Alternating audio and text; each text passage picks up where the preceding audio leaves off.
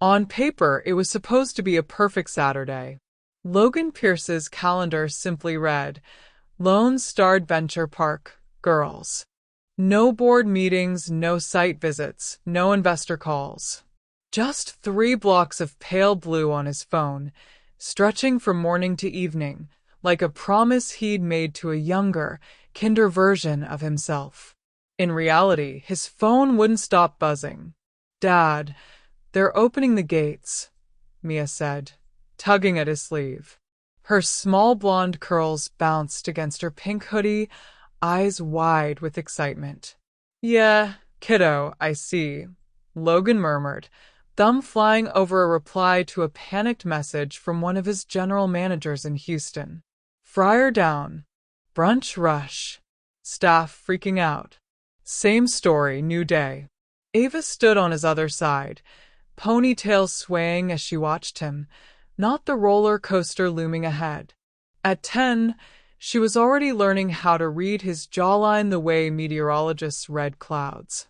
You said no work today, she said quietly. Logan's jaw flexed.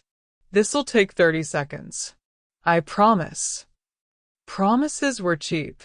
He spent them freely. By the time they reached their third ride, he'd already solved 2 mini crises and barked at one manager over the phone. Still, he tried. He held Mia's hand on the log flume, laughed when water splashed his designer jeans, bought Ava a ridiculous oversized pretzel. They took pictures with the mascot, and he even stuffed his phone deep into his pocket for the roller coaster, fingers twitching the whole climb. It was afternoon when they stepped into the park's biggest restaurant, a faux rustic place with antlers on the walls and a long line of tired families. This place looks cool, Mia whispered. Logan scanned the host's stand automatically, reservation system, waitlist, pacing. They're seating too slow, he muttered, more to himself than to the girls. Half these tables are dirty. Ava heard. Of course she heard. They waited. 20 minutes. 30. When they finally sat down, Logan counted 3 servers in an area that needed at least 5. Glasses were streaked. Sticky rings marked the table. Dad, can we just have fun? Ava asked, tracing a circle in the condensation of her water glass. We'd have more fun if people did their jobs, he replied, clipped. The food took an eternity. When it finally arrived, the burgers were lukewarm, fries limp, cheese congealed in a greasy sheet. Logan stared at his plate. He saw more than cold food. He saw carelessness, disrespect, 1,000 tiny failures stacked on top of each other like the plates in his first crappy job. Somewhere inside, an old voice woke up. This is ridiculous, he said, pushing his chair back. Dad. Mia's voice was barely above a whisper. He was already on his feet. Excuse me, he called out, voice sharp enough to turn heads. A young server froze halfway to another table. Get your manager. Now. Sir, Manager, Logan repeated louder. The murmur of the restaurant shifted, like air before a storm. Ava shrank into herself. Mia slid closer to her sister, clutching her napkins so tightly it crumpled. A harried-looking manager appeared. Name tag, Askew. I'm so sorry, sir. We're just very busy today. Busy is not an excuse for serving cold food, Logan snapped. Look at this. Fries like rubber. Burgers sitting in grease. How long did this sit in the window? 5 minutes? 10? Ever heard of running food before it dies? The manager flushed. We can remake it, of course. Or comp your meal. I don't want it remade, Logan thundered. I want to know why this kitchen is a disaster. Why there are dirty tables everywhere. Why you seat guests when you clearly can't handle volume. Do you even walk your floor? His voice ricocheted off the fake wooden beams. Families at nearby tables went still. A toddler stared, eyes wide, a fry hanging from his fingers. "Dad," Ava hissed, cheeks blazing red. "Everyone is looking." Logan didn't stop. He heard the old diner owner in his own words and didn't recognize it yet. "I've built restaurants from worse than this, and we never treated guests like this. This is amateur hour." "Sir," the manager said, lips pressed into a tight line, "I understand you're upset, but—" "Upset?" Logan laughed, a sharp, humorless sound. "You don't want to see me upset. You should be. Dad." It was Ava this time, not meek, not pleading. Her voice cut straight through his next sentence. He turned. Ava was standing beside the table now, shoulders squared, chin trembling, eyes bright with a kind of anger he'd never seen from her. "Clean it up," she said. "What?" "Clean the floor."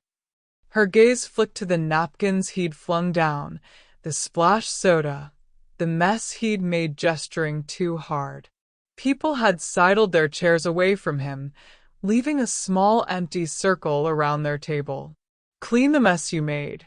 You're embarrassing us." The words hit him like a punch to the chest. "Clean the floor."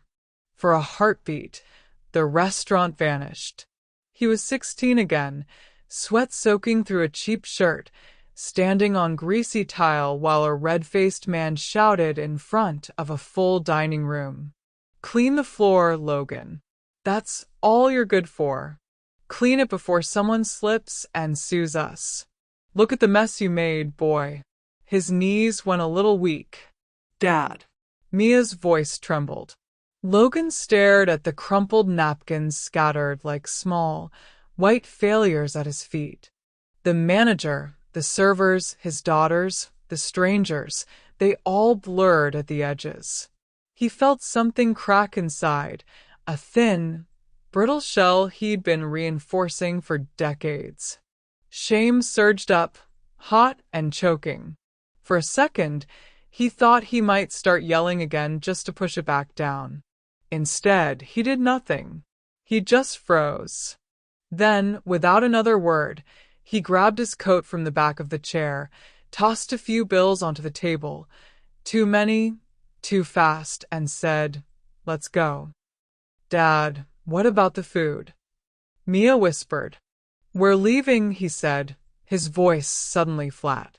He didn't apologize. Not to the manager, not to his daughters, not to anyone. He strode out, expecting the girls to hurry after him, which they did, small sneakers scuffing against the floor he'd refused to clean. On the way to the car, he could feel eyes on his back, echoing his own old humiliation. The bright colors of the park looked washed out, like someone had turned the saturation down on the world. The drive home was silent. No music, no arguments, just the hum of the highway. Ava stared out her window, jaw clenched. Mia held her stuffed unicorn in her lap like a life raft. At a red light, Logan's grip tightened on the steering wheel until his knuckles went white. Ava's words replayed in his head, over and over, tangled with another voice from long ago. "Clean the floor. You're embarrassing us." For the first time in years, he had no idea which voice was his. Logan didn't remember falling asleep. He only remembered waking up. The digital clock on his nightstand glowed 2:17 a.m. in harsh red numbers. His throat was dry, his chest heavy, his sheets twisted around his legs like he'd been fighting someone in his sleep and lost. For a moment, he didn't know if he was in his own bed or back in that cramped bedroom above the old roadside diner in New Braunfels, the one with the thin walls and the rattling AC unit. The one that always smelled faintly of burnt grease no matter how many candles his mother lit. Then the silence told him this was the mansion in West Austin. No traffic hum, no kitchen clatter downstairs. Just the soft whir of the thermostat, the distant tick of the hallway clock, and the ghost of a voice in his head. Clean the floor. You're embarrassing us. Ava's words. And under them, braided through like barbed wire, the voice that had built him and broken him. Look at this mess, Logan. Do you even see it? Clean it up. Before a customer slips. Before someone sues. God, boy, what is wrong with you? He sat up too fast. The room tilted, then steadied. His heart was pounding like he'd been sprinting. Logan swung his legs over the edge of the bed and let his feet find the cool hardwood. His phone buzzed on the nightstand, an email from Tokyo, a text from his operations director, but for once he didn't reach for it. All he saw was the restaurant floor at the theme park, napkins, spilled soda, his own mess spreading out like evidence. Ava's face, flushed with humiliation. Mia's eyes, wet and wide. He scrubbed a hand over his face. "What the hell are you doing, Pierce?" he muttered. He wandered down the dark hallway, bare feet silent on the wood. The girls' doors were closed, slivers of light and shadow under the frames. Ava's door had a sticker on it from some science museum they'd visited last year. Mia's had a crooked unicorn drawing taped at eye level. He paused outside Ava's room first. On the other side of the door, he imagined her lying stiff on her back, earbuds in, pretending not to care. That was her new trick: pretend indifference, sharp questions, a sarcasm she'd picked up from him. He raised his hand to knock. What would he say? "I'm sorry I humiliated you. I'm sorry I used my voice like a weapon. I'm sorry I made you feel small in front of strangers the way someone once made me feel small. I'm sorry I left without apologizing to anyone." The words lined up easily in his head and refused to come to his mouth. His fingers hovered against the door for 3 long breaths. He let them fall. He stopped at Mia's door next. There, he didn't even try to knock. The thought of waking her up, seeing fear in her sleepy eyes, was more than he could stand. Back in the kitchen, he flipped on a single pendant light over the island. The marble gleamed, spotless. His cleaning crew came twice a week. The girls rinsed their dishes because he'd drilled it into them. Mess was failure. Mess was danger. Mess was shame. He poured water into a glass and leaned on his forearms, forehead touching the cool stone. The memories came in short, brutal flashes. 16. Grease-slicked tile under his sneakers, mop water gone gray. The manager, Carl, standing with arms folded, belly straining against his shirt, voice booming loud enough to drown the jukebox. "Clean the floor, Logan. Don't just stand there blinking at it. You spill it, you clean it. We're not running a charity." Logan had been pretty sure it hadn't been his spill. Didn't matter. The customers had laughed at the way Carl said his name. His parents had been sitting in a corner booth, watching, his father's face tightening, his mother staring down at her coffee. Afterward, in the car, they'd fought about it. "He talks to our son like that again. I'm going in there myself," his father had snarled. "You're the one who told him to get a job," his mother had shot back. "We can't afford to be proud." Logan, wedged in the back seat, had memorized the shape of his own shoes and thought, "Next time I'll clean faster. Next time I'll move before he even has to say anything." Next time came about 1,000 times. The voice stuck. Now, in his immaculate kitchen, he realized with a slow, dawning horror that he'd simply traded places with Carl. Different shirt, nicer watch, better manners most days, but the same storm under the skin. He straightened, staring at his reflection in the dark window above the sink. Blonde hair mussed, t-shirt wrinkled, eyes ringed with exhaustion. "You're doing it again," he said softly, as if accusing someone else.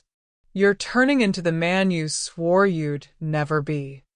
The glass of water trembled slightly in his hand. By the time the sky lightened to pale gray, he'd made two decisions. One, he would not yell in front of his daughters again. Not like that. Not at strangers, not at staff, not at anyone. Two, he would fix his restaurants without breaking his people. He just had no idea how to do either. Sunday mornings smelled like pancakes and quiet resentment. The girls sat at the island, plates half finished. Ava scrolled on her phone, earbuds in. Mia poked at a blueberry with the tip of her fork. The TV in the living room murmured about weekend sports. Logan stood across from them, coffee in hand, watching his own daughters as if they were wild animals he might spook. I was thinking, he started. Ava paused her music, but didn't look up. Yeah, he swallowed. Say it. Just say you're sorry. Maybe we could go to Barton Springs later. Get some fresh air. Ava finally met his gaze. Her blue eyes were cool in a way that startled him. We were at a theme park all day yesterday, she said. I think we had enough fresh air. Mia glanced between them, lips pressed tight. Logan's hand tightened around the mug. The old defensive words rose. Don't talk to me like that. I'm your father. You don't understand how much I do for you. And he forced them back down, tasting metal. I know yesterday got out of hand, he said instead, each word feeling like it had to be dragged up a steep hill. I shouldn't have raised my voice like that. Ava's eyebrow lifted. Got out of hand, she repeated, the sarcasm too big for her small frame. You screamed at a guy for cold fries. He winced. You embarrassed us, she said, echoing her own words from the restaurant, but softer now, tired. Again. Mia's eyes filled with tears. Can we not talk about it? She whispered. A wave of shame washed over him, heavy and familiar. He set his coffee down carefully, afraid of slamming it. I have to get to the office, he said, retreating to the only battlefield he knew how to navigate. We'll talk more later. He saw the disappointment flicker across Ava's face before she smoothed it away. Mia just nodded into her plate. He walked out with his tie in his hand, not bothering to put it on until he was in the car. At Pierce Dining Group headquarters, the air smelled like espresso and anxiety. His staff had learned to measure the day by his mood. Today, when he stepped out of the elevator, there was a ripple. Phones picked up, backs straightened, eyes darted. Morning, Mr. Pierce, said Dana, his assistant, handing him a tablet. You've got an operations call in 10 and the Midtown location in Dallas sent over their weekly numbers. There's an issue. Of course there was. He skimmed the report as he walked. Ticket times up. Complaints up. Labor costs out of control. Usually this was where the anger kicked in like automatic pilot. Find the weak link, squeeze until it snapped. What do you want me to tell them? Dana asked carefully. He heard himself answer the way he always did. Tell them if they can't run a dining room, I'll find someone who can. Dana flinched almost imperceptibly. He stopped. In the glass wall of the conference room, he saw his reflection again, this time in a suit, shoulders squared, every inch the billionaire whose name was on the building. Behind the glass, 10 people were already seated, waiting. Managers, directors, people whose entire job was to minimize how often he erupted. He thought of the young manager at the theme park, face flushed, trying to defend a sinking ship in front of a dining room full of gawking strangers. Wait, Logan said. Dana blinked. Sir, tell them we're going to figure out what's actually wrong before we start firing anyone, he said slowly. The words felt new, unfamiliar in his mouth. I want to hear from them. All of them. No yelling. No threats. Just information. Dana looked at him like he'd started speaking another language. Okay, she said after a moment. I'll adjust the agenda. He nodded and stepped into the conference room. Every head turned. A few throats cleared. Someone fumbled with a pen. Good morning, Logan said, closing the door behind him. He knew what they expected. The usual opening salvo. The cold numbers dropped like grenades. Instead, he set the tablet down and folded his hands. I read the report, he began. Ticket times are bad. Guest satisfaction is worse. Normally, this is where I'd start shouting. A couple of nervous chuckles stuttered around the table and died off immediately. I'm not doing that today, he said. I need to understand why this keeps happening. And I need you to be honest, even if you think I won't like what you say. Silence pressed at the windows. Finally, one manager cleared her throat. Honestly, she said, most of our people are scared to tell the truth. Sir. He felt the words land and spread. Scared to tell the truth.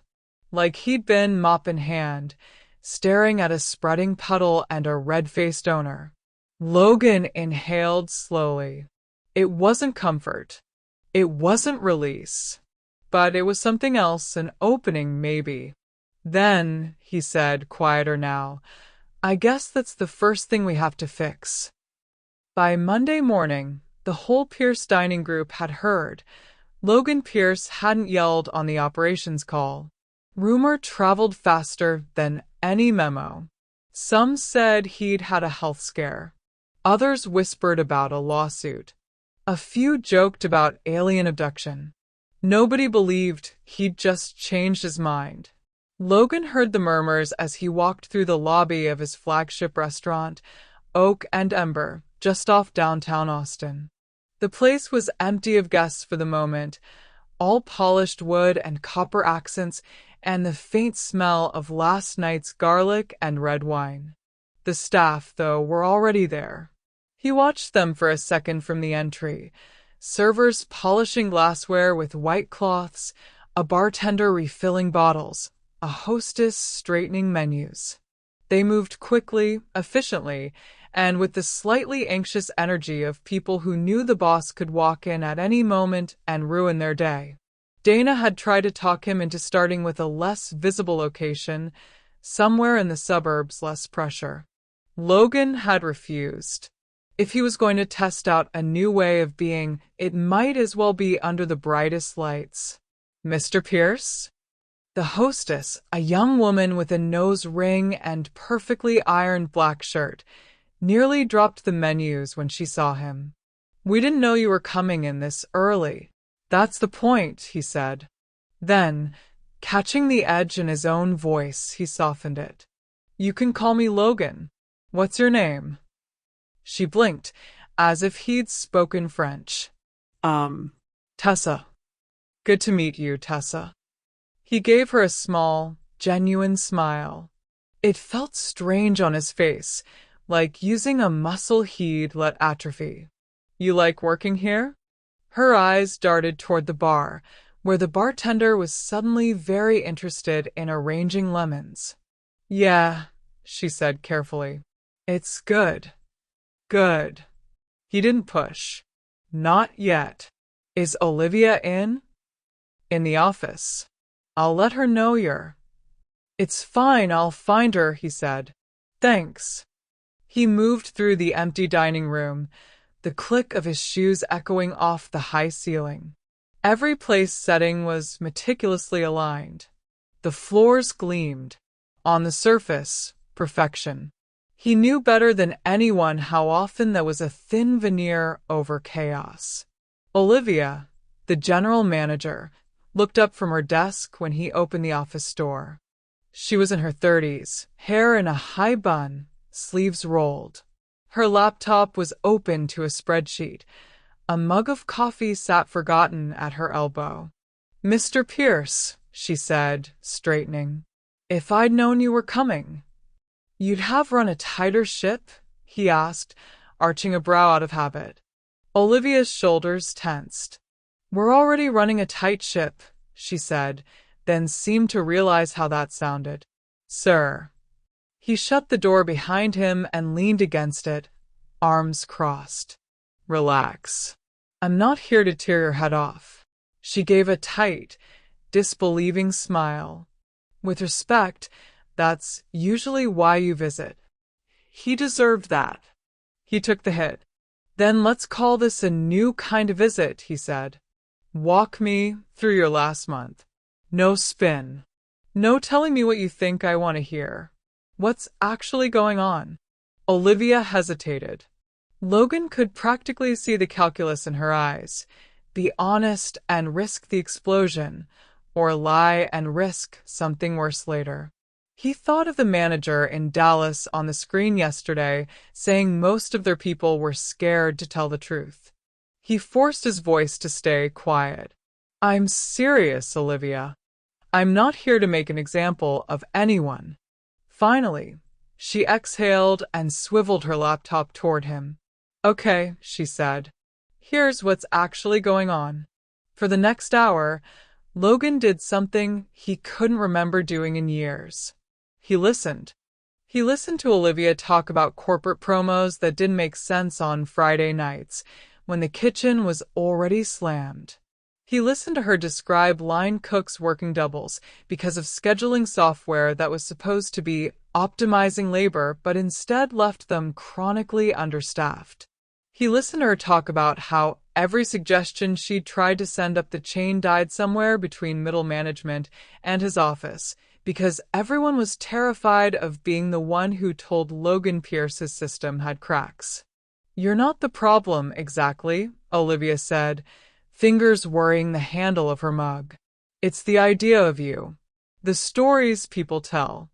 He'll chew you out in front of a whole staff meeting if your numbers slip. He'll fire you over a single bad review. People start editing what you hear to keep the peace. Logan felt each word like a stone dropped into a well. Is that what you do? He asked. Edit. Sometimes, she admitted. I send the numbers. I just don't always send the context. And what would you say if you did? He pressed. She looked him straight in the eye then, something fierce and tired in her gaze. I'd say we're bleeding good people because they're exhausted and scared, she said. And scared people make mistakes. And then they get yelled at for the mistakes. So they quit. Or they stay and get small. And the cycle keeps going. His jaw tightened. The old impulse rose. If they can't handle pressure, they're not cut out for this business. But something in Olivia's expression stopped him. She wasn't whining. She was reporting from a battlefield she'd been holding down without backup. And you didn't tell me this because, he asked quietly. Because you don't do tired, she said. You do fix it or leave. Heat crawled up the back of his neck. He took a slow breath. That's on me, he said. The words felt heavy but clean. I built that version of me. I let it run the whole show. Olivia's brows pulled together. She seemed more unsettled by his calm than she'd ever been by his anger. What's going on, Logan? She asked, dropping the sir without thinking. Did something happen? He thought of Ava, standing in that crowded restaurant, voice steady and furious. Clean the floor. You're embarrassing us. Yeah, he said. Something happened. He didn't elaborate. Not yet. In the kitchen, the heat was already rising, pans clattering as prep cooks chopped and seared. Logan stood in the doorway for a moment, watching the choreography of it, bodies moving in quick arcs, voices calling out, the metallic symphony of a working line. 5 minutes on that stock, then strain it, called Marcus, the head chef, not noticing Logan yet. Got it, chef. Logan stepped in, and the shift was instant. Backs straightened, conversations snipped off mid-sentence. A young line cook nearly knocked over a pan in his rush to look busy. "Morning," Logan said. "Don't stop on my account." They didn't resume. They froze. He almost laughed at the absurdity of it, but it wasn't funny. He'd done this. He'd turn his presence into a fire drill. Marcus wiped his hands on a towel and approached. "Mr. Pierce," he said, "is there a problem with last night's numbers?" "I haven't seen them." "There's always a problem with numbers," Logan said, then shook his head. "I'm not here for that. Not today." Marcus blinked. "Then why are you here?" "To see what it's like before lunch service," Logan said. "To ask if there's anything you need that you're not getting."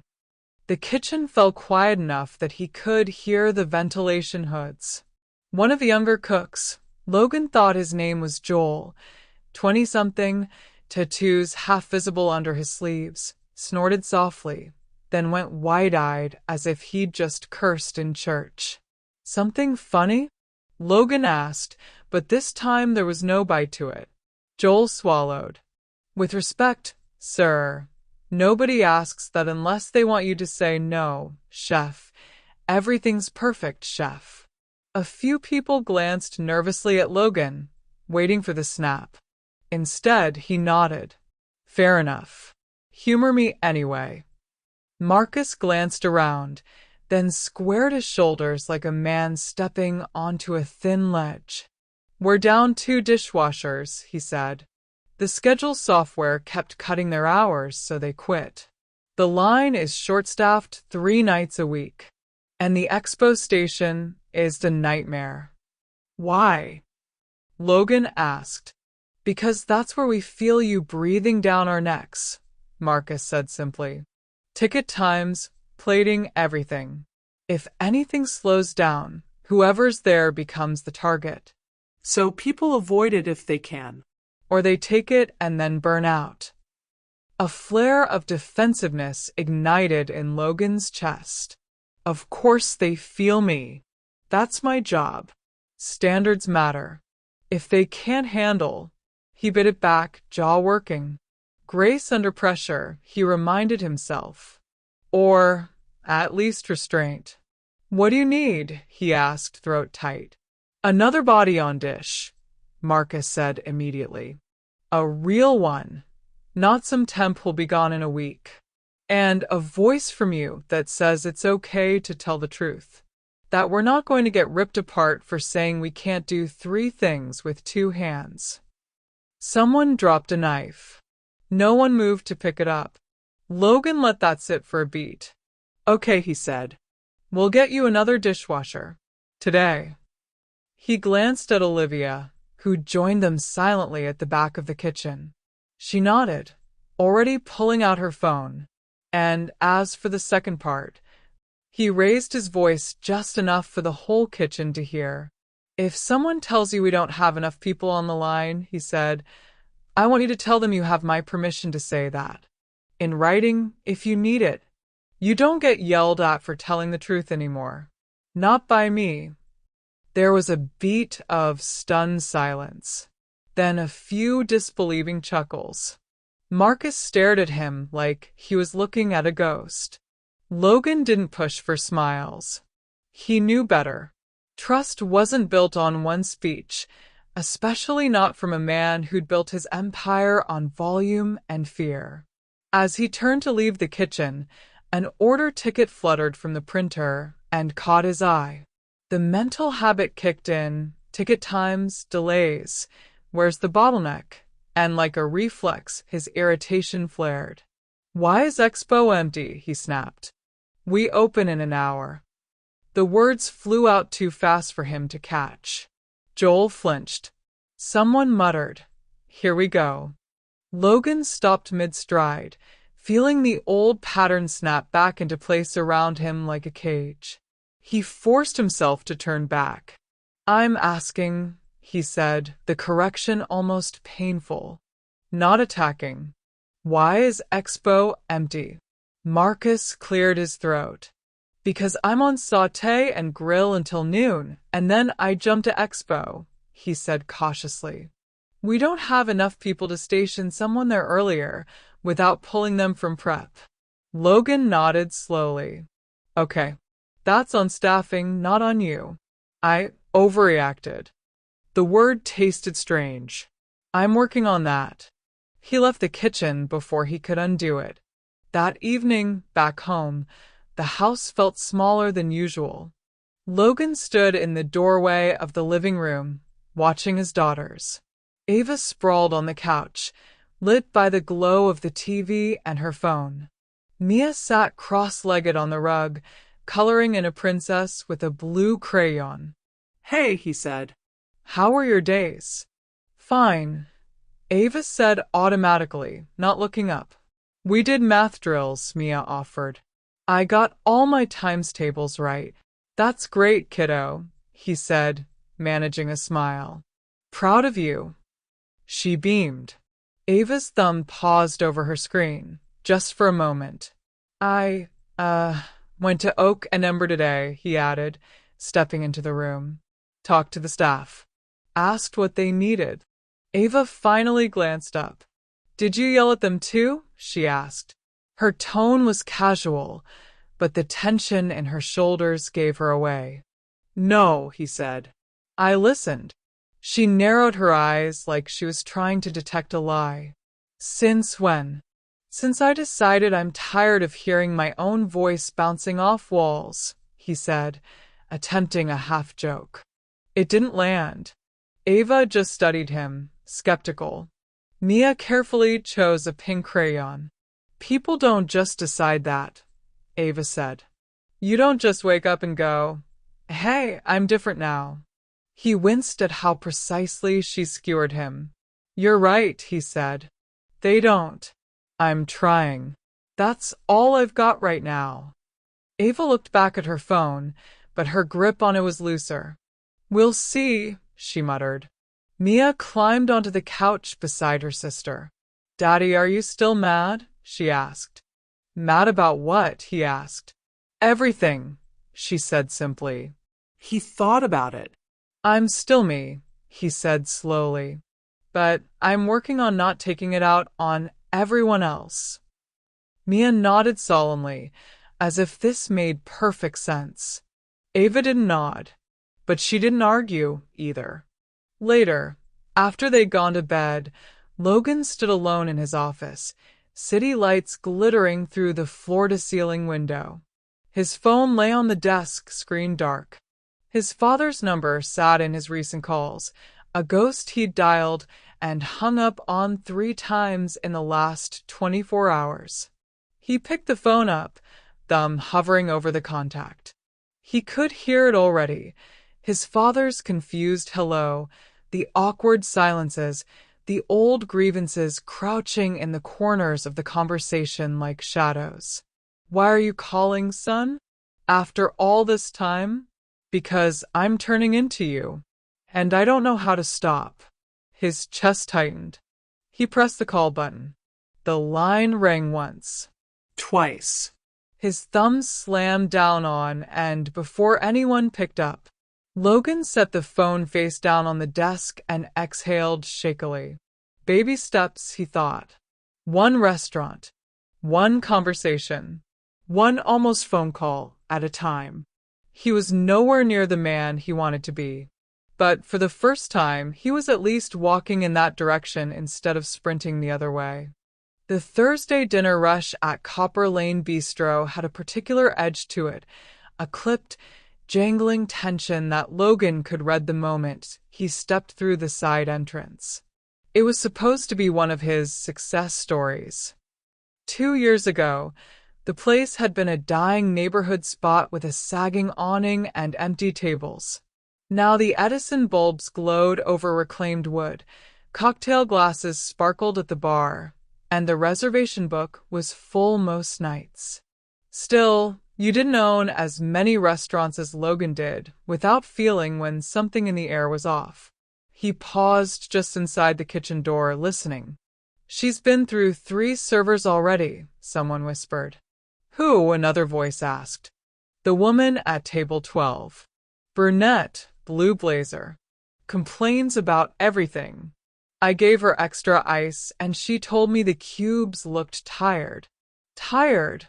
A line cook muttered. How the hell does ice look tired? A couple of snickers, quickly smothered when they realized Logan was standing there. Good evening, he said. The room stiffened. Pans clanged a little louder than necessary. Knives moved faster. Relax, he added, shrugging out of his jacket.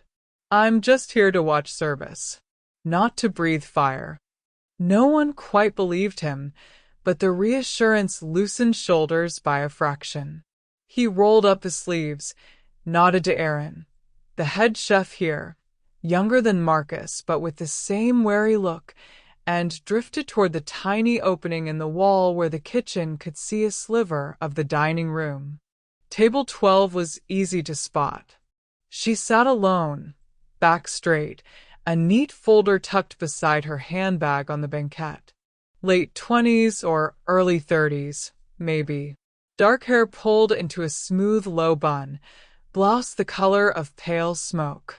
Even from here, he could see the tension built into her posture, the way her eyes flicked over everything, fork alignment, water level, the tiny smear of sauce on the edge of a plate, as if the restaurant were an exam it was failing. A server approached with a bread basket and a small dish of olive oil. She looked at the bread like it had personally offended her. Is this fresh? She asked, voice crisp. Yes, ma'am. Baked this afternoon, the server said. It tastes like it's been sitting, she said after one bite.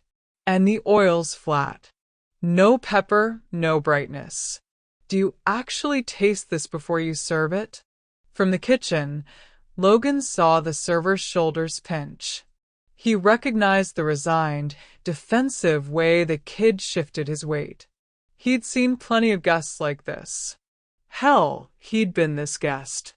A flash of heat rose in his chest, not at the woman, but at the old script he could hear forming in his own head. If you don't like it, go somewhere else. You have no idea what it takes to run a place like this. He swallowed it. Aaron, he said quietly, how's table 12's ticket? Waiting on her entree, Aaron replied, eyes on the board. She changed her order once already. Wanted the pasta, then asked how al dente it would be, then went back to the salmon.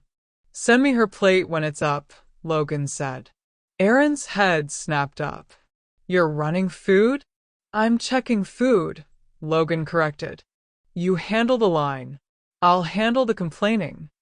The kitchen traded looks like they were watching a particularly risky stunt. 5 minutes later, Logan stood at the pass, studying the seared salmon for table 12. The skin was crisp, the flesh just opaque, resting on a bed of asparagus and lemon-scented farro. It looked good. He knew exactly how easily it could be torn apart. Looks solid, he told Aaron. Fire it. He picked up the plate himself, grabbed a clean napkin, and stepped into the dining room. The subtle shift in noise was instant. Servers clocked him and straightened. A busser nearly tripped backing out of his way. At table 12, the woman's gaze latched onto him before he'd even set the plate down. Good evening, he said, placing the salmon gently in front of her. I'm Logan. Are you the manager? She asked. I'm the owner, he said. Something flickered in her eyes. Satisfaction, maybe, or the slight relief of finally getting to speak to the top of the ladder. Good, she said. Then you're the right person. He could feel the staff's attention from all sides, pretending not to watch. He pulled the smallest, most neutral smile he could manage and let it rest on his face. I heard there were some concerns about the bread, he said. I'm sorry it wasn't what you expected. We can bring a fresh batch, or something different entirely. She tapped a manicured finger against the table. I don't want freebies, she said. I want standards. Logan nodded. We like those too. She blinked at the dry reply, but pushed on. The first basket tasted stale. The olive oil was flat. My water glass sat empty for 7 minutes. 6, actually, he almost said, because of course he'd counted. He bit his tongue. And the noise level in here is borderline impossible, she finished. Are you trying to be a bar or a restaurant? You can't be both. People are shouting. He glanced around.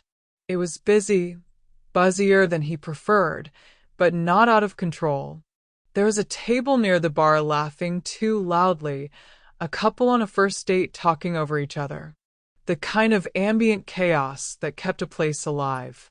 You sound like you know your way around a dining room, he said. Do you work in the industry? Her expression shuddered. No, she said quickly. I consult. Operations mostly. Ah, he said. So, you're on the other side of the spreadsheet. Something in her jaw twitched. I just think if you're going to charge these prices, you should care about all of it. She gestured, encompassing the room, the lights, the service, the food. Details matter. He thought of 16-year-old Joel nearly dropping a pan when Logan walked into the kitchen, of Olivia's tight voice saying, "We're bleeding good people because they're exhausted and scared." He thought of Ava and Mia shrinking in their seats while he rained down caring about details on a manager at a theme park. On that, he said, we agree. She eyed him suspiciously, as if waiting for sarcasm. Try the salmon, he added. If there's anything off, we'll fix it. She picked up her fork with surgical precision, sliced off a bite, and tasted. Her expression didn't change much, but he saw the smallest easing of tension around her eyes. It's fine, she said. He almost laughed. Fine's the enemy, he said lightly. We shoot for better than that. She arched a brow. Then maybe start with the bread. There it was again, the jab, the refusal to give anything more than the minimum. He recognized that posture like a reflection. Complaining as insulation. Criticism as proof that you can't be disappointed because you saw the failure first. If he'd met her 6 months ago, he would have bristled. He would have turned this into a contest. Who cared more, who knew more, who was right. Tonight, he just nodded. I will, he said. Thanks for pointing it out. She tilted her head. You're not going to argue? Do you want me to? I want you to care, she said defensively. I do, he answered. That's why I'm standing here instead of hiding in an office. She seemed to run out of script for a second. A faint line appeared between her brows. Most owners don't come out to talk unless they're about to yell at someone, she said. Yeah, he said softly. I know. They looked at each other for a moment too long. He felt the weight of staff watching, of guests pretending not to listen. I'll let you enjoy your dinner, he said finally. If you have more notes, Tessa or any of the team can grab me. You remembered the hostess's name, she said, sounding almost irritated by the fact. I hired her, he said, one corner of his mouth lifting. She's good. You might lose her, the woman said bluntly, if she has to absorb every disappointed customer before they get to you. The remark should have stung. It did. But underneath the sting was an odd, begrudging respect. She saw the cracks, just like he did. What's her name? He asked. She hesitated, as if giving it away cost something. Grace, she said. Grace Miller. Nice to meet you, Grace, he said. Whatever you think of the bread. He walked away before the conversation could tilt into something sharper. Back in the kitchen, a low hum of curiosity greeted him. How bad was she? Joel asked, failing to sound casual. Direct, Logan said. Knows what she doesn't like. So, you gonna comp her? Another cook asked. Already sent a dessert, Olivia answered, leaning in the doorway. She'd arrived halfway through his exchange with Grace and watched from the host's stand, arms folded. Is that why you came tonight? She asked him later, when they stood by the expo line and looked over the checks. To play customer whisperer? No, he said. I came to see how things run when I'm not scheduled to be here. She was a bonus. That's one word for it, Olivia muttered. He watched as Grace finished her meal. She took small, measured bites, eyes scanning the room between them, cataloging everything. When the dessert arrived, a warm chocolate cake with espresso gelato, she examined it too, then ate almost all of it. As she stood to leave, she spoke quietly to Tessa. The hostess looked toward the kitchen, then back at Grace, then nodded.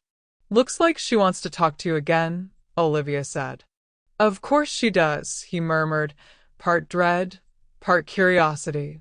He met Grace near the front desk. The ambient noise seemed to dim around them, at least for him. So, he asked, did the cake pass inspection, or was the ice cream not cold enough? A ghost of a smile tugged at her mouth before she flattened it. It was good, she said. I still think you're undersalting the asparagus.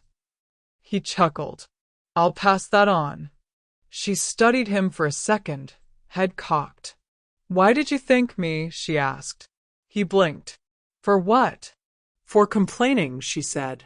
You said thanks for pointing it out about the bread. Most owners barely tolerate feedback. You thanked me. She narrowed her eyes, like he was a puzzle with a missing piece. Are you trying some new customer service script or something?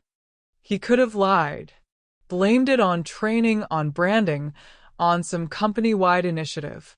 It would have been easier, cleaner. Instead, he found himself answering honestly. I used to be you, he said. Her spine straightened. Excuse me? In restaurants, he clarified. As a guest. I used to walk in and see everything wrong first. Take it personally. Nitpick the bread and the oil and the noise and the tables. Like if I could spot every flaw before someone else did, I'd be safe. Safe from what? She asked, caught off guard. From being disappointed, he said. From feeling like the floor might disappear under me any second. From feeling like a 16-year-old kid with a mop, getting screamed at in front of everyone. He hadn't meant to say that last part. It just slipped out, raw and unpolished. Grace's expression flickered. Annoyance, confusion, then something else he couldn't quite read. That's oddly specific, she said. Occupational hazard, he replied. You spend enough time in this business. Every dinner turns into a story. She looked at him for a long beat, eyes cool but not entirely distant. You're very self-aware for someone who owns an empire built on Yelp reviews, she said. Self-awareness is cheaper than lawsuits, he said lightly, and more useful than pretending I don't have blind spots. Or anger issues, she shot back. He winced but nodded. Those two. For the first time, her composure wobbled. She glanced down at her hands, then back up. I'm not angry, she said a little too quickly. I just expect things to be done right. So did I, he said. Until my daughters told me I'd become the kind of person who ruins dinners instead of enjoying them. Her eyes snapped to his. Your daughters? 2 of them, he said. 10 and 7. They're better people than I am most days. A question hovered behind her eyes. He thought she might ask about them, about what they'd said, about how exactly a child managed to crack a billionaire's armor. Instead, she tightened her grip on her folder. I should go, she said. Long day tomorrow. Of course, he said. Thanks for coming in, Grace. There it was again, that tiny flinch when he thanked her. What are you thanking me for? She demanded, not quite able to leave it alone. He held her gaze. For reminding me what I used to sound like, he said quietly, and for giving me a chance to do it differently. Color rose in her cheeks, a mix of offense and something like shame. I wasn't being rude, she said. I didn't say you were, he replied. You were thorough.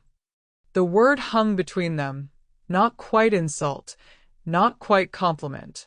She stared at him a second longer, as if waiting for the other shoe to drop, for sarcasm, for defensiveness, for the inevitable argument. When none came, she seemed almost unsettled. I'll think about the salmon, she said finally, which made no literal sense and somehow felt honest. Then she turned and walked out into the night, the bell over the door chiming softly in her wake. Olivia stepped up beside him, watching her go. Well, she said, that was intense. Yeah, he said. She reminded me of someone, but I can't put my finger on who, Olivia added. Logan let out a breath he hadn't realized he'd been holding. Me, he said. She reminded you of me. Olivia glanced at him, startled, then slowly nodded. Yeah, she said. A little. He watched the door a moment longer, where Grace had disappeared into the dark, then turned back toward the dining room. The hum of conversation rose and fell. Plates clinked. Staff moved around him, still wary but not as brittle as they used to be. He felt rattled, but also strangely clear. If his daughters had held up one mirror, Grace Miller had just held up another. One from the outside, sharp and cold. Together, they sketched a rough outline of the man he'd been, and if he wasn't careful, the man he could still become again. He didn't know it yet, but this was not the last time she'd walk through his doors. For tonight, it was enough that when he looked at himself in the darkened window on his way out, he didn't just see the old owner barking clean the floor at a terrified kid. He saw a man standing at a crossroads, shaky and unsteady, but facing the right direction for once. Logan told himself he was only going back to Copper Lane on Friday night because numbers there were strong, and he wanted to see why. He almost believed it. He arrived just before the rush, tie loosened, sleeves rolled. The bistro hummed with pre-service energy. Glasses clinked, silverware chimed. The host stand printers spit out reservation slips. Everything looked like 100 other nights. Except he kept glancing at table 12. It was empty. Expecting someone? Olivia asked quietly as she passed him a stack of printed covers. No, he said too fast. Just watching traffic flow. She arched a brow but let it go. By 7:30, the room was full. A couple celebrated an anniversary at table 3. A group of tech guys argued about something in the corner.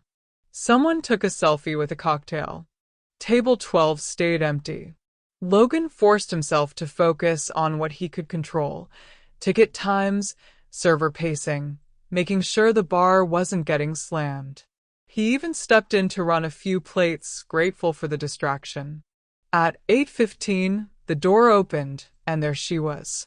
Grace shrugging off a navy blazer, folder tucked under her arm like a shield.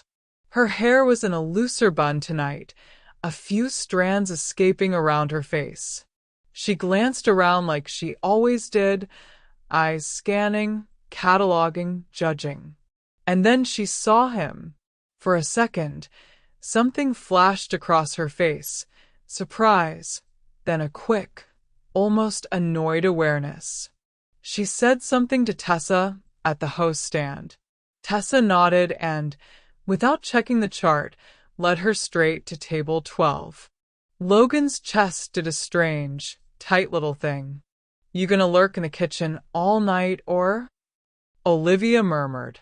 I'm checking consistency, he said. Sure, she replied. Consistency. He waited until Grace's water had been poured and her appetizer cleared before he approached. He didn't bring a plate this time. Just himself. Back to torture my bread program? He asked lightly when he reached her table. She looked up, guarded. I ordered the salmon again, she said.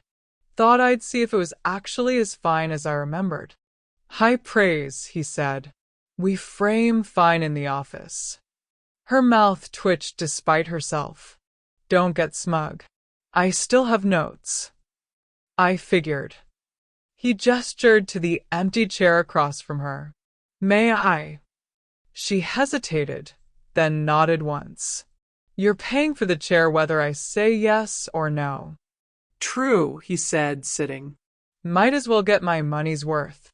Up close, he could see the faint shadows under her eyes, the way her fingers tapped against the stem of her water glass in a restless rhythm. She was wound tight, even at dinner. So, she said, you used to be me. He blinked. We're starting there? You dropped that on me last night and then walked away, she said. I've had 24 hours to think about whether that was an insult. It wasn't, he said. It was recognition. Of what? Her tone was challenging, but there was curiosity under it. He thought for a moment. Of someone who sees what's wrong before they see what's right, he said. Because that's how they were raised. To find the flaw first.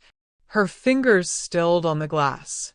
You get all that from my comments on bread? She asked. Bread. Oil. Noise level. Ice cubes that looked tired, he said. That one was new, by the way. One of your servers said that? She demanded, bristling. That I called the ice tired? He smothered a smile. You did.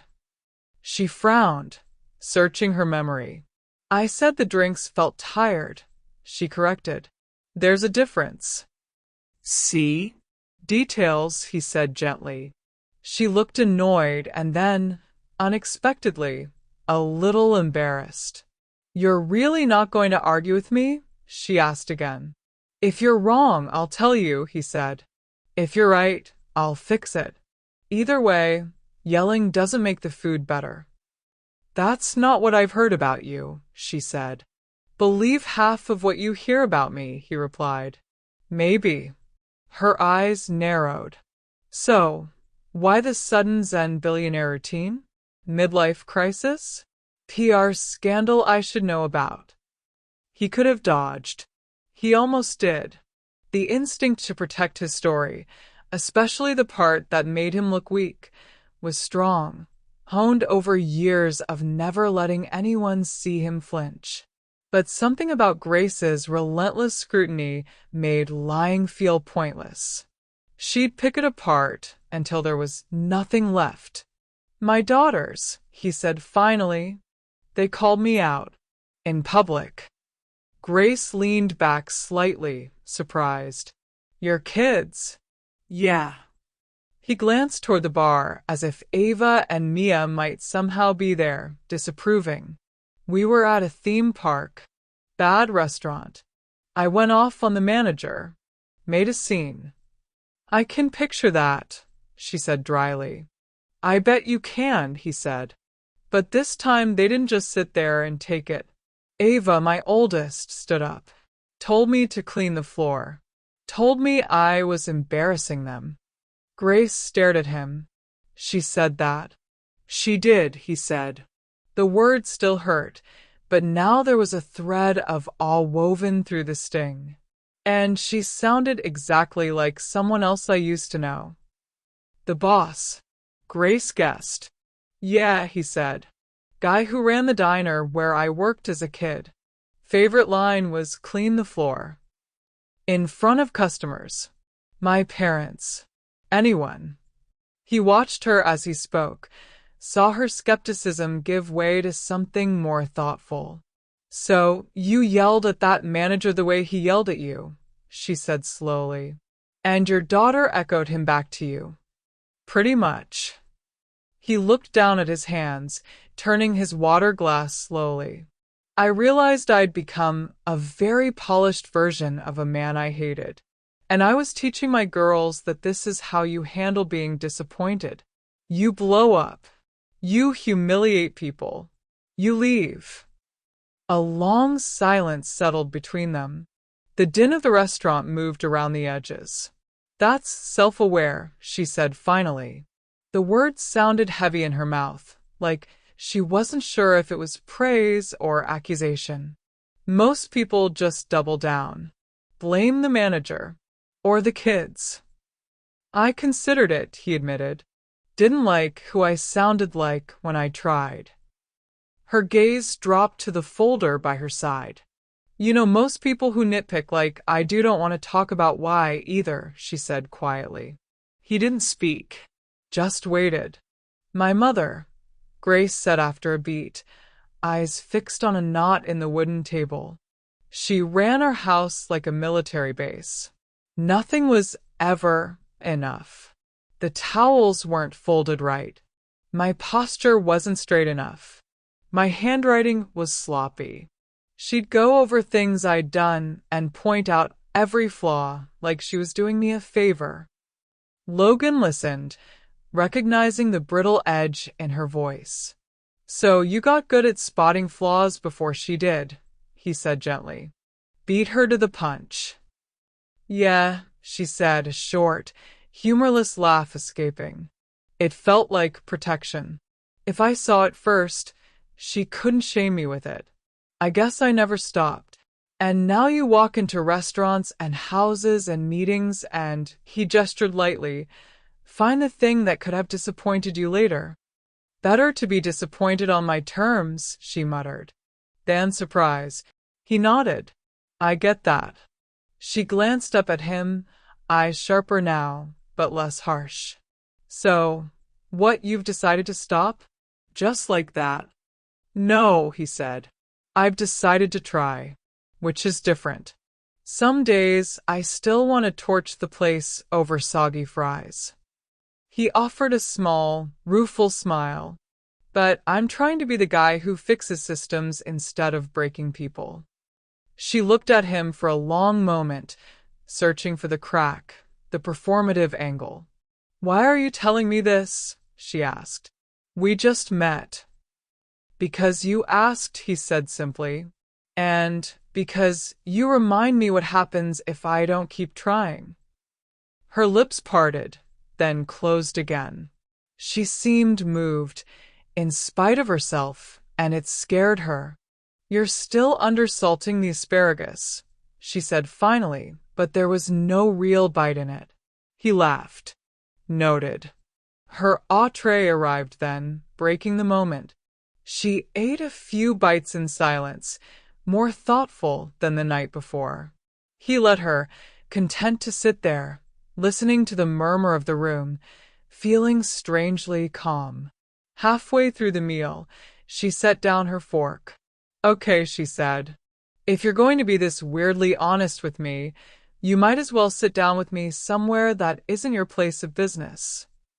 Are you asking me out, Grace? He asked. She rolled her eyes. I'm asking if you drink coffee, like a normal human. I do, he said.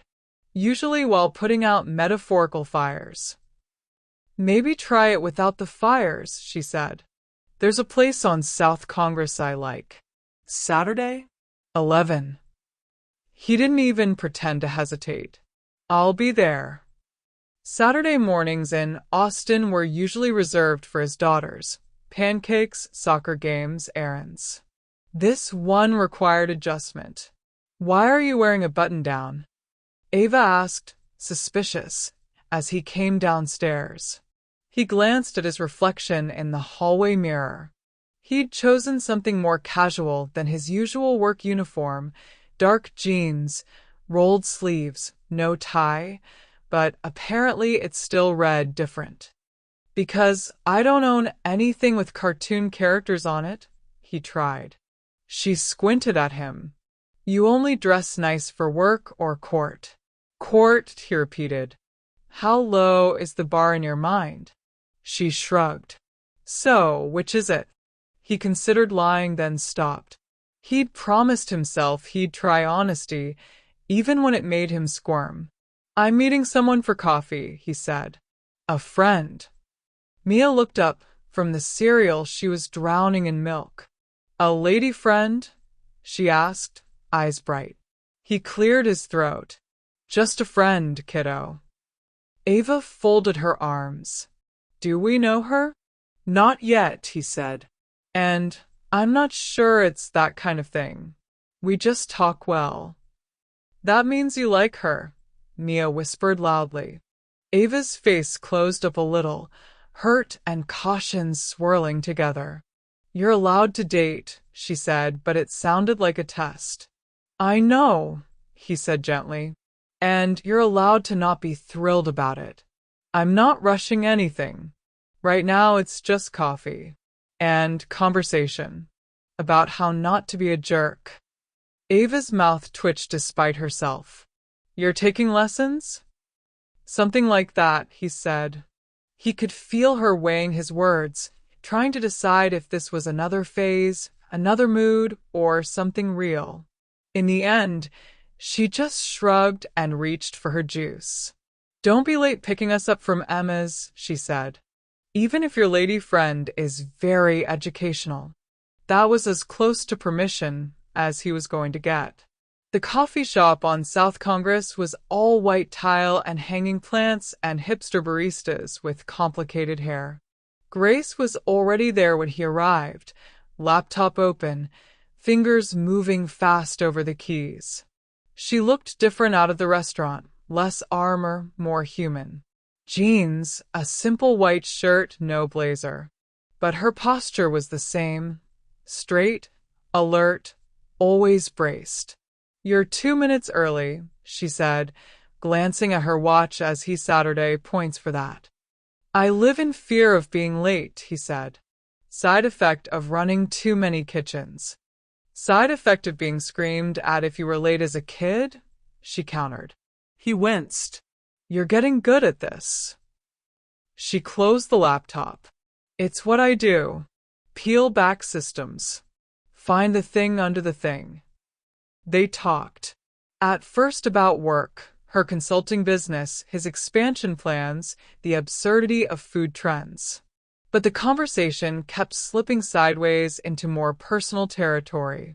She told him about her mother's inspection rounds, white-gloved fingers skimming across shelves looking for dust. How praise was rare and conditional. How she'd learned to anticipate criticism by launching it first. He told her about the diner, about his parents' endless arguments over money, about the first time he realized he liked being the one in charge because it meant he couldn't be blindsided. He mentioned the theme park incident almost in passing, then felt the weight of it land between them. You really broke down? She asked quietly. Not on the outside, he said. Pierces don't cry in public. He tried to make it a joke. It didn't quite land. But inside, something snapped. Or unsnapped, maybe. And your girls? She asked. How are they with all this? He thought of Ava's hard stare, Mia's quiet fear. They're figuring out who their father is, he said, and whether they can trust this version more than the old one. Grace studied him for a long moment, her own defenses slipping. I don't know how to be different, she admitted, voice low. Every relationship I've had ends with the other person, saying I'm never satisfied, that I pick them apart. Are they wrong? He asked gently. Her mouth twisted. No, she said. That's the worst part. He considered that, then leaned forward slightly. What if the trick isn't stopping, he said. What if it's changing the target, using that eye for detail to build instead of destroy? You say that like it's simple, she said. It's not, he said. But I've spent years telling myself I was hard on people because I wanted excellence. Turns out I was really just terrified of being that kid on the floor again. If I can admit that, maybe I can learn another way. Maybe you can too. She sat back, exhaling slowly. Something in her face softened, just for a moment. You're very annoying, Logan Pierce, she said, in a growth-inducing way. I've been called worse, he replied. They started meeting like that more often. Coffee turned into lunch. Lunch turned into late-night walks along the river, talking about everything from their worst customers to the dumbest fights they'd ever had with their parents. It wasn't smooth. They built a rhythm out of two people who were used to leading with sharp edges. Sometimes she snapped at a waiter and he flinched. Sometimes he answered a text mid-conversation and she shut down, the old script whispering that she wasn't important enough. But more and more, they caught themselves. Apologized. Tried again. One evening, as they sat on a bench watching paddleboarders drift down the water, Grace nudged his shoulder. "When do I meet them?" she asked. "The investors?" he said, pretending to misunderstand. "Your real bosses," she corrected. "Ava and Mia." He went still. "Too soon," she added quickly. There it was, a flash of insecurity under the cool surface. "You don't have to. You talk about them like they're the only people whose opinion you actually care about." "They kind of are," he said. "Which is why I don't want to screw it up." "I get that," she said. "But at some point, if this is," she gestured between them, searching for the word. "If this is real, they'll have to decide if they can stand me." He looked at her, really looked, seeing not the nitpicking customer from table 12, but a woman who'd spent a lifetime on guard, always bracing for the next criticism, even when it came from inside her own head. "Give me a little more time," he said softly, "to prove to them that I'm not going to turn back into the guy I was." "Then, yeah, "You'll meet them." She nodded, accepting that. Fair. He didn't know then that the opportunity would come sooner than he planned, in the form of spilled drinks and a slippery floor. For now, it was enough that two people who had built their lives on pointing out flaws were learning, slowly and awkwardly, how to see something else in each other. Not perfection, but the possibility of change. The night he decided to bring them all together, Logan felt more nervous than he had opening any restaurant. Oak and Ember was humming, Friday night in full swing.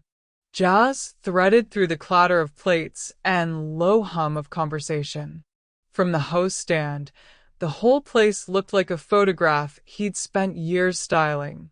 Warm light, polished wood, staff moving with practiced grace. He smoothed a hand down his shirt for the third time. "Relax," Olivia murmured as she stood beside him. "You look like you're about to go on stage." "I am," he said. "The critics are shorter than usual, but brutal." The door swung open. Ava walked in first, blonde ponytail flicking over one shoulder, hands shoved into the pockets of her denim jacket.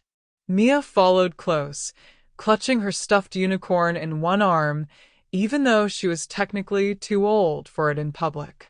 Behind them, Grace stepped in, hesitating for half a second as she took in the room. Logan's chest tightened, his worlds in one frame. "Hey," he said, stepping forward. Mia barreled into him for a quick hug. Ava hung back, eyeing Grace with open curiosity. "You must be Ava," Grace said, stopping a respectful distance away. "And Mia." Ava lifted her chin. "You must be the coffee woman," she said.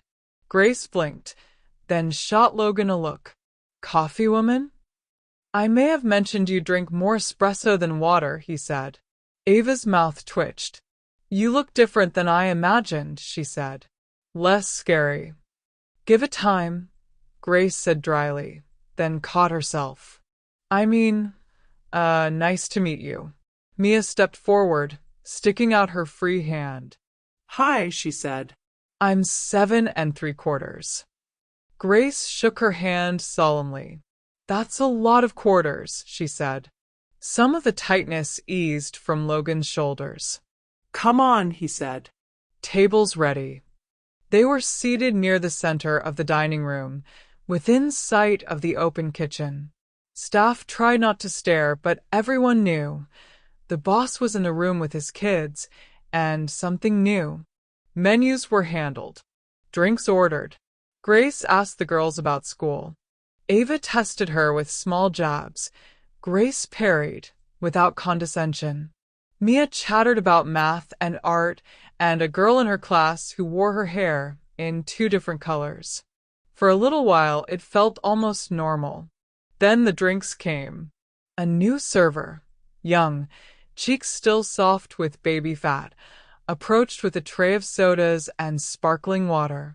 Logan saw the wobble before anyone else did. The kid's hand shook, eyes flicking to Logan and away so fast it was dizzying. Easy, Logan started to say. The tray tipped. Time slowed. Glasses slid. Ice and cola cascaded. Liquid splashed across the table, down Logan's shirt, onto the polished floor. The crash of breaking glass sliced through the music. Conversation stalled. Heads turned. The server went dead white. "Oh my God," he whispered. "I'm so sorry, Mr. Pierce." Every eye in the room shifted to Logan. This was the moment they all knew, without knowing they knew, was coming. The old script hovered, waiting to be spoken. The sharp words, the public dressing down, the fury.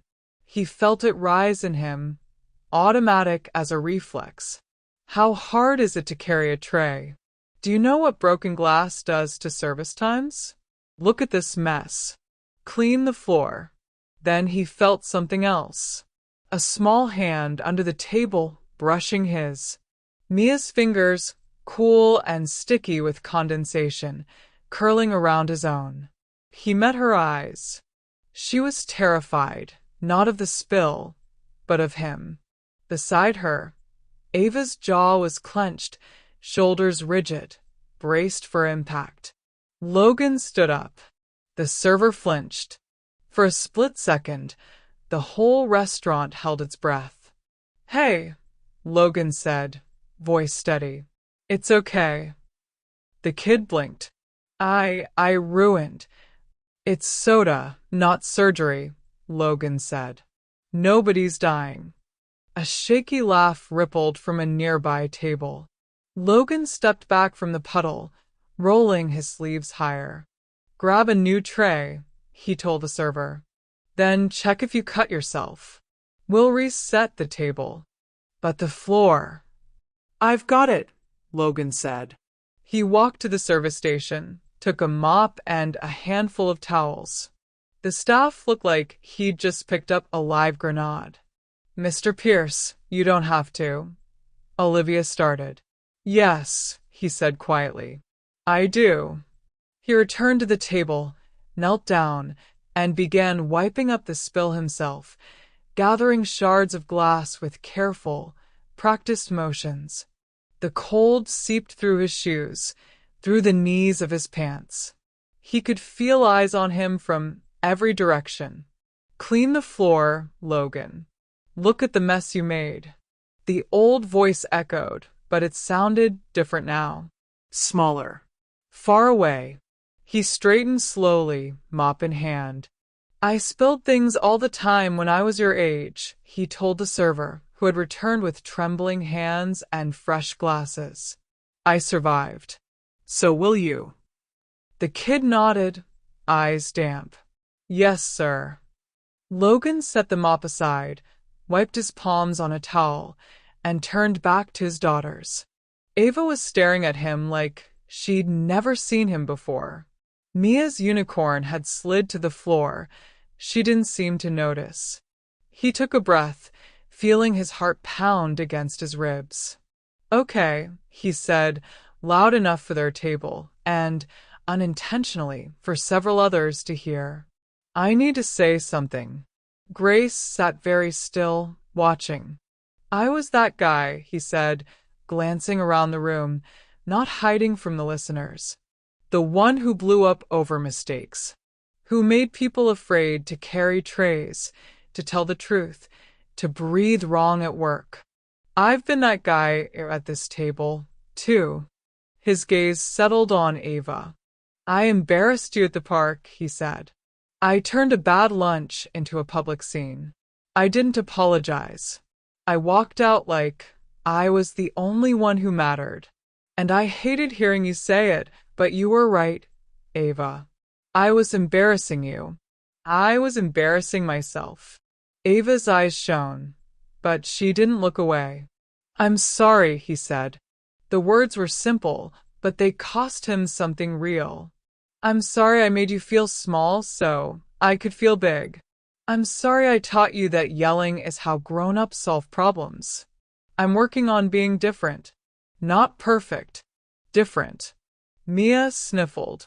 I don't like it when you yell, she whispered. I know, sweetheart, he said, his voice fraying at the edges. I don't like it either. I can't promise I'll never lose my temper again.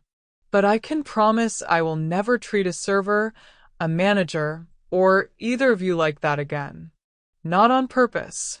And if I slip, you have my permission to call me out. A ghost of a smile flickered across Ava's face. We already did, she said. I know, he said. And you changed me. Silence settled over their little island of a table. Then, quietly, people went back to their meals. The restaurant's hum resumed, altered in ways Logan couldn't name. Mia unbuckled her seat, shuffled around the table, and climbed into his lap. She hugged him hard, tiny arms digging into his ribs. Okay, she said into his shoulder. You're trying. That's good. Ava watched them, eyes wet. You looked ridiculous with that mop, she muttered. I know, he said. It was good ridiculous, she added, so quietly he almost missed it.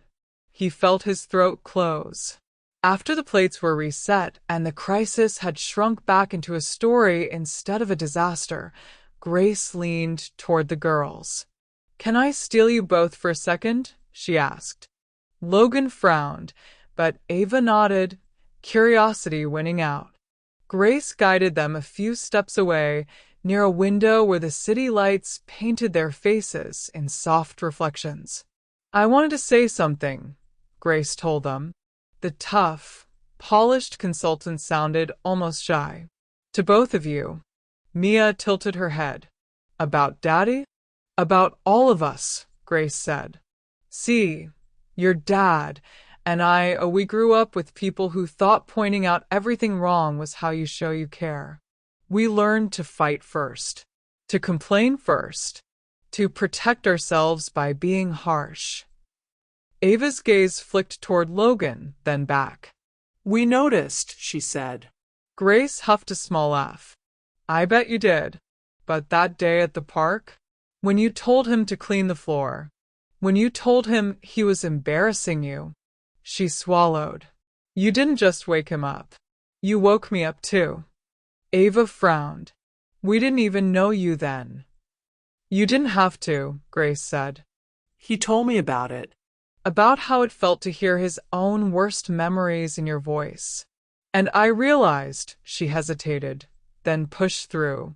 I realized I've been living that way too. Always ready to fight everyone. Always scanning for what's wrong. It's exhausting. For me. For everyone around me. Mia's eyes went wide. So we helped you? You did, Grace said. You showed us, both of us, that you don't have to fight everyone all the time. That it's okay to say, this hurt me, instead of making other people feel small. Her voice thickened. So, thank you for being braver and kinder than most grown-ups. Ava looked embarrassed, then secretly pleased. We were just mad, she said. Yeah, Grace said. But you used your anger to draw a line, not to crush someone. That's impressive. Mia beamed. We can help you if you get mad, she offered. We can say, Grace, stop it. Grace laughed, startled and genuine. Deal, she said. I might need that. When they all sat down again, something in the air at the table had shifted. The distance between them had shortened, invisible threads tying them a little closer. Later that night, after the girls were asleep and Grace had gone home with a promise to text when she got in, Logan stood alone in his office again, city lights stretching beyond the glass. His phone lay on the desk. He picked it up, thumb hovering over a familiar contact. This time, when he hit call, he didn't hang up. The line rang once. Twice. Hello. His father's voice, older and raspier than he remembered, came through the speaker. Logan. He closed his eyes. Hey, Dad. A beat of stunned silence. Is everything okay? His father asked. The girls? The business? They're fine, Logan said. I mean, we're working on fine. He swallowed. I didn't want the only time you heard from me to be when something was on fire. A soft, disbelieving chuckle. Well, his father said, that's new. Yeah, Logan said. I'm trying some new things. They talked. It was awkward. They tripped over old landmines. His father mentioned the diner once, voice tight, and Logan felt his shoulders tense. But instead of changing the subject, he exhaled. I've been replaying that place a lot, he said, trying to make sure I'm not him, the owner. His father was quiet for so long, he thought the call had dropped. I should have done more, his father said finally, voice thick. Back then. I should have walked you out of there the first time, he yelled. Logan's eyes burned. We can't fix it, he said. But maybe we can stop passing it on. Maybe we can, his father said. They didn't resolve decades in one call. They didn't say everything. But when Logan hung up, the old script in his head felt looser. Down the hall, Ava shifted in her sleep. Mia sighed, clutching her unicorn closer. In the quiet of his big, imperfect house, Logan realized something simple and enormous. Changing hadn't made him weaker. It had made him visible. To his daughters. To Grace. To himself. For years, clean the floor had been a weapon used against him, a command soaked in shame. Now, he could picture himself back in that crowded dining room, on his knees, mopping up spilled soda while his daughters watched, not afraid of his rage, but watching how he handled a mess he didn't ask for. Not as punishment, not as humiliation, just as a man finally willing to clean up what was his and start again.